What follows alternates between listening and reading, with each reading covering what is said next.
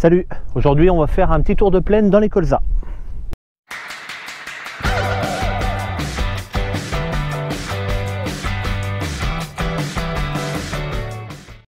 Donc là on est dans la première parcelle et on peut voir des grandes bandes en diagonale où le colza a eu beaucoup de mal à pousser, donc sécheresse hein, clairement. Hein. Dans les chintes, ça a beaucoup mieux réussi tout le long du champ là-bas. Cette pièce là elle fait 30 hectares à peu près, enfin j'arrondis, ça doit être 29 quelque chose. Dans le coin ça se termine en pointu là, donc là c'est beaucoup plus réussi. Alors après bon, ça peut paraître assez vert, mais faut pas se fier, il y a un petit peu de repousse de blé dedans. Mais bon, il y a du colza. Et puis après ben, j'ai des bandes comme ça là, il y en a, parce que tu vois que si on regarde quand même comme ça, on en voit. Là le colza, alors est-ce que c'est des veines de terre comme ça, où ça a souffert beaucoup? J'ai eu peur pour ce champ, franchement, surtout que là, bon, il fait comme ça, mais en fait, ça fait une légère bosse, en fait, si tu veux, ça redescend de l'autre côté, donc là, on voit pas la totalité du champ. De l'autre côté, c'est, je crois, si je me souviens bien, j'ai été y voir il y a quelques jours, c'était pire que ici. Alors bon, c'est inquiétant, mais c'est comme ça, je peux rien y faire. Donc là, depuis 3 jours, on a eu 27 mm de pluie. Et là, aujourd'hui, ils annoncent 25-26 degrés ou 27. Donc, chaleur et humidité, tu vois, ça va aider. Bon, les colzas qui sont déjà en place, eux, vont continuer à y aller. Et puis, ceux qui sont encore petits vont y aller aussi. Là, le truc qu'il y a eu, c'est que j'ai pas fait du tout d'intervention dedans. Donc, j'ai quelques feuilles, j'en ai qui sont bouffées, hein. Il y a eu des attaques d'altise. On peut le voir par exemple, ce colza là, lui il a carrément été sérieusement touché. Puis l'autre là, bon, tout le champ est pas comme ça, hein. Là je te fais voir parce que je suis tombé dessus. Il est vraiment, lui c'est un extrême, hein. Mais voilà, j'en ai pas mal de touchés quand même. Mais j'attends parce que l'expert de mon assurance, parce que je suis assuré pour ça, les aléas climatiques et tout ça, je suis assuré pour ça, l'expert va passer et on va voir ensemble ce qu'on va faire. Bon, je pense que, à mon avis, toute cette partie-là, même si là il peut sembler qu'il y a quasiment plus de colza, en fait il y en a encore quelques-uns. Le technicien est passé aussi, j'ai fait venir le technicien, il m'a dit, bon écoute, s'il te reste encore 5 pieds au mètre carré, ça devrait aller. Mais c'est vraiment le minimum quoi. Donc on verra bien déjà avec l'expert. C'est pour ça que pour l'instant je ne veux pas faire de frais. J'ai pas envie de faire d'insecticides et de machins qui vont me coûter de l'argent si c'est pour tout détruire derrière. Ça vaut pas le coup. Donc tout à l'heure, on ira voir une parcelle. Là par exemple, c'est complètement mort. Et alors je vais pas y aller tout de suite, on ira tout à l'heure. Là, on va aller d'abord dans la parcelle de colza associé. Ok, colza associé ici. Nettement plus réussi. Là, je suis plutôt satisfait quand même du résultat. Alors, il y a de la mauvaise herbe hein, dedans, donc il faudra certainement y faire quelque chose. Ça, cette plante-là, c'est de la mauvaise herbe. D'accord, j'en ai un petit peu. Alors, il n'y en a pas dans tout le champ, c'est surtout des ronds à des endroits. Et ça, c'est la fleur jaune, là, ça, c'est de la mauvaise herbe aussi. Donc, dedans, association de colza, lentilles, fenugrec, trèfle d'Alexandrie. Dans les proportions que je te mets juste là, en dessous. Je ne sais pas si c'est une bonne année pour se rendre compte de l'efficacité du couvert, des plants de compagne exactement, parce qu'elles sont finalement très peu développées. Alors à côté de ce blé là, ça c'est une plante de compagne par exemple. Voilà, ça c'en est une. C'en est une autre, on va dire. Tu vois, et après, alors c'est pareil, il y a des endroits, elles ont eu de la peine. Et puis d'autres endroits, ça a beaucoup mieux réussi. Donc tu vois, là c'en est. Là c'en est les petites machines comme ça, là. Ça c'est de la plante de compagne, ça c'en est pas, là. Ça c'en est pas. Ok, donc là, ce champ, il y a eu un herbicide dedans parce que j'étais attaqué par les altises. Les altises, exactement les grosses altises, c'est des bestioles noires qui ne sortent que la nuit pour manger C'est pour ça que les agriculteurs font leurs insecticides la nuit, c'est pas pour se cacher, c'est parce que la journée, les altises, elles sont à la base des plantes, parfois même sous une motte de terre, où elles se planquent et elles sortent manger à la tombée de la nuit. Et si on fait... Aïe, je me casse la figure. Si on fait un traitement herbicide en pleine journée, il y a de grandes chances qu'il faudra en refaire un deuxième, parce qu'on n'aura pas touché, on aura réussi à toucher quelques bestioles, mais c'est tout. Si on veut vraiment avoir le maximum d'efficacité, il faut traiter la nuit, quoi. Enfin la nuit en début de soirée, quoi, à la tombée de la nuit. Alors juste un petit truc avant de partir de cette parcelle. Donc ça, tu vois, c'est le long de la haie. Ça n'a pas poussé sur à peu près 3 bons mètres. Et après, il y a des ronds à tous les arbres. Et pour ceux qui suivent ma chaîne, ma page Facebook et Twitter aussi, je l'avais mis, j'avais fait une toute petite vidéo d'1 minute là. Et je demandais à ceux qui font de l'agroforesterie comment ils géraient ce genre de problème là. Alors j'ai eu quelques réponses, par exemple le choix des espèces d'arbres qu'ils mettent sont plus ou moins intrusifs avec leurs racines dans le champ.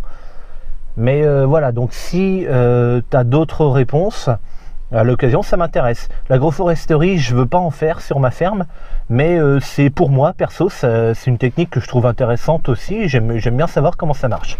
Voilà. Allez, direction le prochain champ. Donc encore une autre parcelle, plutôt bien réussie celle-ci.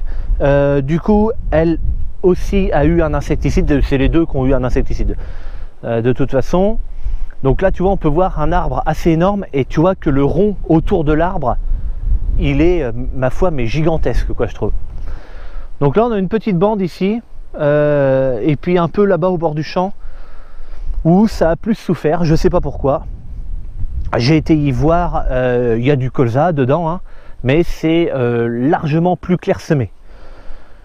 Sinon, le reste du champ est très correct, hein. Le colza, c'est une culture, si tu veux, même si y a plein de pieds qui meurent, mais qu'il en reste un peu partout, on va dire, dans une zone, le colza, c'est une culture qui va prendre la place qu'elle a, quoi.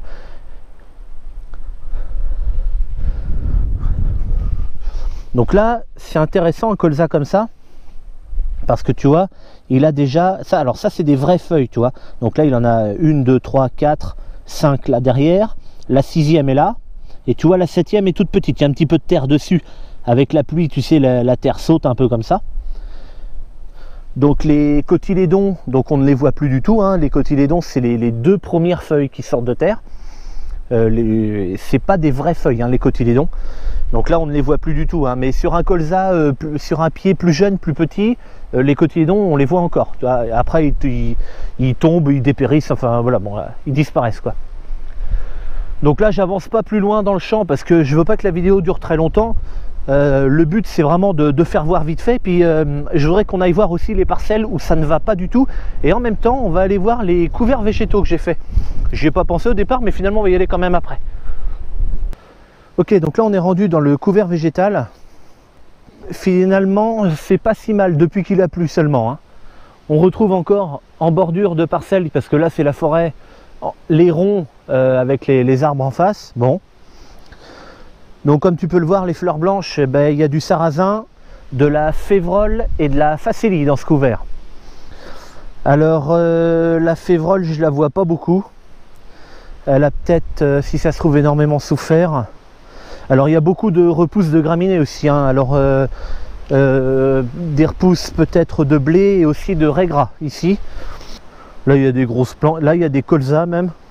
Alors ça doit être des colzas qui datent de l'année dernière, tu vois. C'est pas de la récolte de cette année. Alors tu vois, regarde ici là, c'est hyper curieux quand même. Il n'y a pas de sarrasin là. Pourquoi? Alors là, va savoir.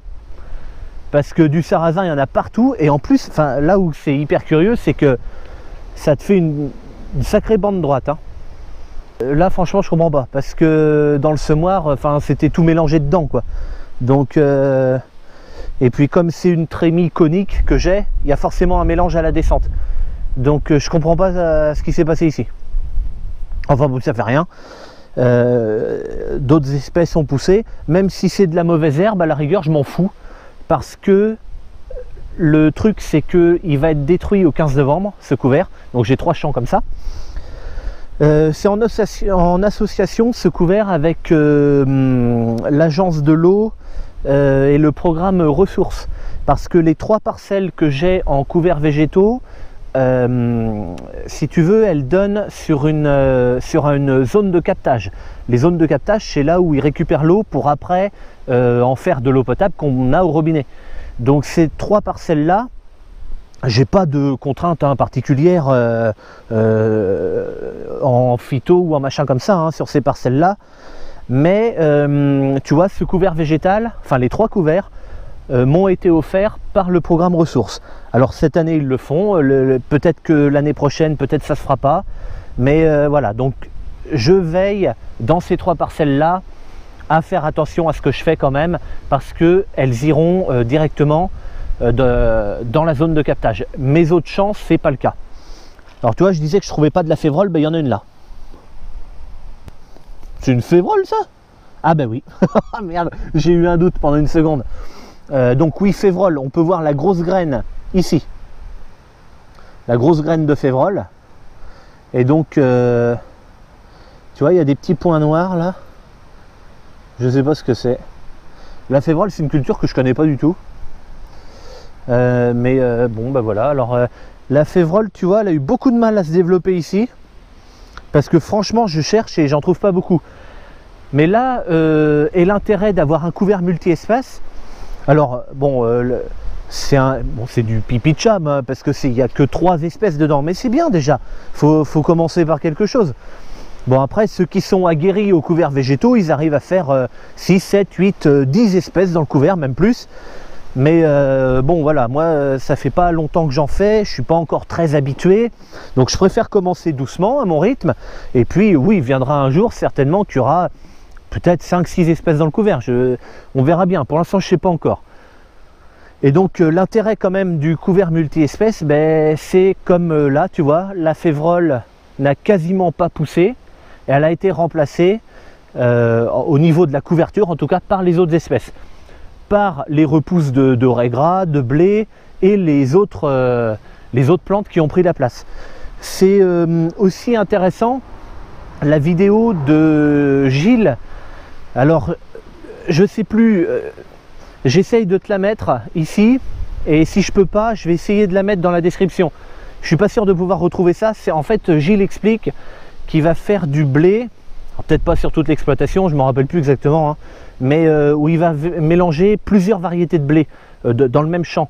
Et ben ça, enfin, il explique ça dans cette vidéo là que j'avais vue cette année, là, en septembre, où il explique que voilà, si par exemple, je sais pas moi, il y a une des variétés qui est sensible à une maladie, on ne sait pas pourquoi, bon ben les autres sont là pour compenser, tu vois. Et là, ben, c'est dans la parallèle de mon couvert multi-espèces. Alors, c'est pas exactement moi pour les maladies, parce que j'en ai rien à foutre, il sera détruit, il sera jamais récolté ce machin. Mais voilà, c'est ça, tu vois, la févrole n'a pas poussé. Bon, ben, ça fait rien, il y a d'autres espèces pour prendre la place et réaliser le couvert quand même. Ok, alors dernière parcelle, c'est celle-ci. Et donc là, les images parlent d'elles-mêmes. Hein. On a juste un petit rond là-bas, le long du chemin, où ça a poussé. Là, on ne sait pas pourquoi, sur 6-7 mètres, est-ce que c'était plus tassé, ici? Et puis après, tout dans le pointu, là-bas, il y a un peu de vert, et puis un peu là-bas dans le coin. Là, après, le reste, il n'y a plus rien. On a fait le tour avec Dominique, donc le technicien, le technicien qui s'occupe de moi à Centre-Ouest Céréales. Donc là, clairement, Dominique m'a dit, c'est mort. Hein. Ici, c'est même pas la peine. On a réussi à trouver des graines, et les graines, si tu veux, elles sont vides. Donc si les graines sont vides, ça veut dire que la plante a poussé et qu'elle est morte après. Donc il y a toutes les chances que la plante soit morte du sec. Et donc en fait, le pied s'est desséché sur place, et puis il a simplement disparu, quoi. Alors il ne faut pas se laisser avoir par d'éventuelles zones vertes dans le champ. Il y a aussi pas mal de repousses de graminées. Que ce soit des repousses de blé ou de raie gras, là encore une fois. Le raie gras, c'est vraiment le problème que j'ai sur ma ferme. Il y en a, c'est le vulpin, puis ben, moi ici c'est plutôt le raie gras. Du vulpin, j'en ai quasiment pas, je crois même que j'en ai pas du tout. J'ai quelques pieds dans une parcelle du vulpi. Alors c'est différent, enfin c'est très proche du vulpin, mais c'est une plante différente. Donc ça s'appelle du vulpi. Voilà, bon, je sais pas pourquoi ça s'appelle comme ça, mais bon. Mais pas ici. Là c'est vraiment raigra et j'ai des carottes aussi, des carottes sauvages. Voilà. Mais après, bon. Donc l'expert de l'assurance devrait passer aussi pour ce champ-là.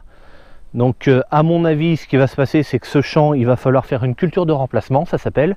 C'est-à-dire que ce champ-là, je détruis tout ce qu'il y a dedans. Enfin, de toute façon, il n'y a quasiment rien à détruire, donc c'est pas voilà. Et donc je fais, on appelle ça une culture de remplacement. Et donc là, l'expert de mon assurance va évaluer, va estimer les opérations que j'ai fait dans mon champ pour semer mon colza. C'est-à-dire que quand je sème une culture dans un champ, ça s'appelle un investissement. Donc il a fallu que je paye ma semence, il a fallu que je paye mon gasoil pour travailler dans le champ, enfin tu vois, des trucs comme ça. Et donc ça, l'expert de l'assurance va l'estimer et va me rembourser une somme d'argent. En fait, si tu veux, c'est pas... Par exemple, moi je suis assuré en aléas climatiques pour le colza. Et par exemple, je suis assuré à 32 ou 30, je sais plus combien de quintaux. Et on pourrait penser que par exemple, bon ben là la culture est ratée. Et comme je suis assuré, on se dit le champ fait à peu près 9 hectares. Donc 9 hectares à 30 quintaux ou 32, le prix du colza, et hop, l'assurance me rembourse ça. C'est pas comme ça que ça marche du tout, hein.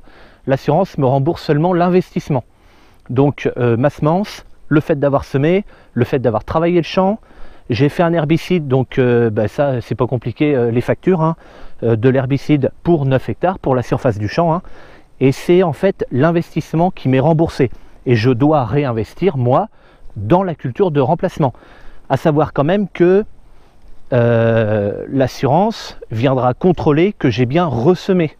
D'accord? Parce que sinon c'est trop facile, quoi. Enfin, tu fais ça, c'est raté, tu récupères l'argent de ton investissement, puis tu fais rien à la place. Mais ça marche pas comme ça, hein. L'expert repasse une fois que tu as semé et il contrôle que tu as remis une culture de remplacement. Donc c'est comme ça que ça marche. Bon allez, sur ce, j'arrête la vidéo ici. Allez, à plus, salut.